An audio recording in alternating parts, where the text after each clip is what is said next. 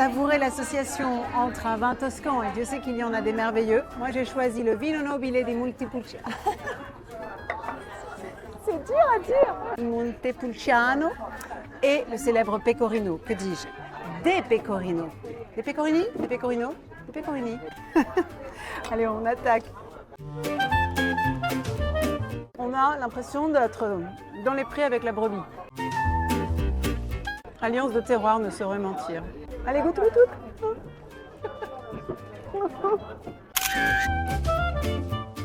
Visitez l'atelier de Clette, un peintre français installé depuis 20 ans à Florence, qui est un peintre qui pratique le street art et des interventions urbaines, notamment sur des panneaux signalétiques, avec beaucoup d'humour et d'imagination.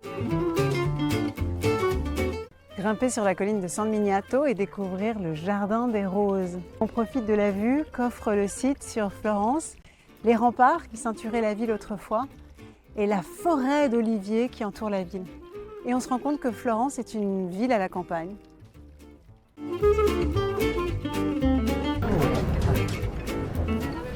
Dans la boîte.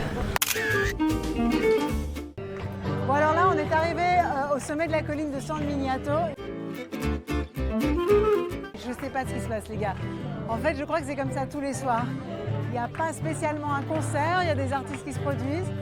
C'est l'endroit où les gens aiment se retrouver. Quand on voit la vue, retournez-vous, on comprend.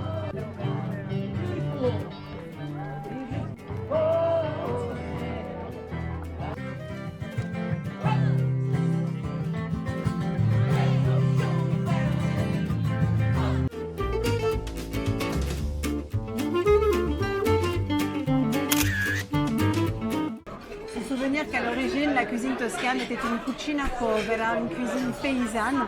Et c'est à travers ce plat, la papa al pomodoro, que l'on peut mesurer à quel point cette cuisine est rustique, mais noble dans sa rusticité.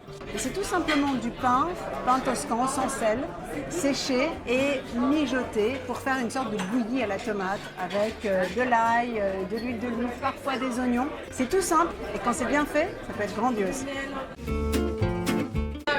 Mais qu'est-ce que c'est bon! Ça me fait un peu le même effet que le riz au lait ou que la semoule. Des plats qui vous ramènent en enfance. Que les choses soient claires entre nous, on ne peut pas quitter Florence sans avoir goûté un plat de tripes à la Fiorentina. Moi, j'ai fait le job, j'ai commandé les tripes parce que c'est mon métier, que je suis là pour plonger dans les traditions culinaires. Mais entre nous, j'aime pas du tout. Vous voulez ma place? Allez, vas-y Juju.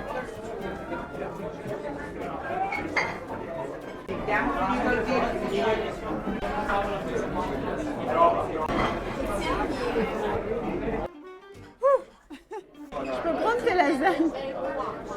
Je sais qu'elles sont très bonnes. On m'a dit que c'était l'endroit où il fallait les manger. J'ai goûté. Compte pas sur moi pour t'aider. Les cantucci, ce sont ces petits croquants aux amandes que l'on va tremper dans ce vin liquoreux toscan. Ça, c'est le vrai goût de la Toscane. Et après le coucher du soleil, pourquoi ne pas déambuler dans les rues de Florence à la nuit tombée?